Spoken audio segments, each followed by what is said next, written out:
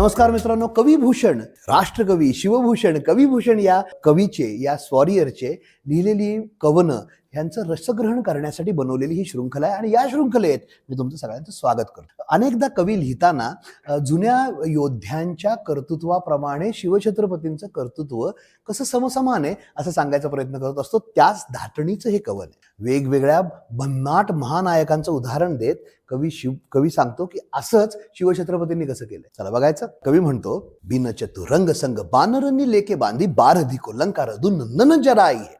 बिन चतुरंग संग बानरनी लेके बांधी बारधिको लंका रघु नंदन जराई है. पारथ इकेले द्रोण भीषम से लाखों बट. जीतलीनी नगरी विराट को बढ़ाई है. जीतलीनी नगरी विराट को बढ़ाई है. भूषण भौ से लागू सल खाने पातशाही. भूषण भौ से लाते घुसल खान पातशाही. अवरंग साहिब बिनु हतर हलाई है.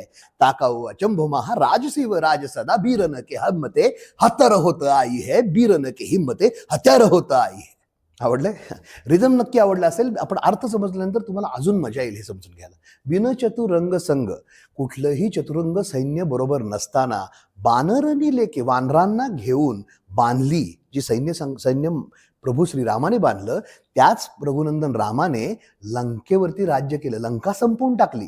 या चतुरंग सेना नसताना सुद्धा राम विजय ठरला. बरोबर. पारथही केले. पार्थ विराट नगरीच्या झालेल्या युद्धाच्या वेळी अर्जुनाने संपूर्ण कौरवांना हरवलं होतं, कर्णासकट सगळ्यांना हरवलं होतं. त्याचं उदाहरण देताना ते म्हणतात, पारथ इकेले द्रोण.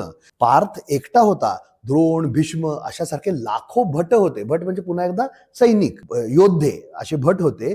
तरी सुद्धा विराट नगरीचं नाव मोठं केलं आपल्या अर्जुनाने. भूषण, त्याप्रमाणे भूषण म्हणतायत, भौसिला ते घुसल खाने पातशाही. सगळ्या पातशाया घुसळून ठेवल्यात आपल्या शिवरायांनी.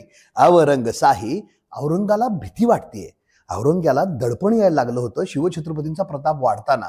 औरंग्यावरती आलेलं दडपण बिनु हतर हलाई है. कुठलंही हत्यार नसताना सुद्धा इथे गाजवलेल्या कर्तृत्वामुळे तिथे दिल्लीत बसलेला आलमगीर घाबरला होता. ताकाऊ अचंबो महाराजशिव राज सदा. महाराज शिवरायांच्या कायमच त्यांनी दिलेल्या हौसल्यामुळे, त्यांनी दिलेल्या वीरश्रीच्या शिकवणीमुळे वीरनके हिम्मते, वीरांच्या हिम्मतींनाच, वीरांच्या अंगात असलेल्या धैर्याचंच शस्त्रात रूपांतर होत आलंय आणि याच शस्त्राच्या जोरावर आपण जिंकत आलोय. कमाल ना. मराठी अनुवाद बघायचा आहे. मंदार मालेमध्ये आपण जर बघितलं की हेच कवन मंदार मालेत असतं तर कसं असतं मी सांगतो. मी वाचायचा प्रयत्न करतो, तुम्ही मला सांगा तुम्हाला आवडतंय का. कवन काहीसं असं जाईल. श्रीराम सैन्या विना वारी धीला. करीबद्ध लंका पुरी दाहवी. एकाकी गांडी व ध्वन्वा विराट. दिल्लीपतीची जणो बादशाही. सभेतून आणि हिरावून हा. आश्चर्य ते काय शूराग्रणीचे. सदा धैर्याची शस्त्र होते पहा. सदा धैर्याची शस्त्र होते पहा. आवडलं? पुढच्या भागात बघूयात नवीन कवन. तोपर्यंत जय शिवराय.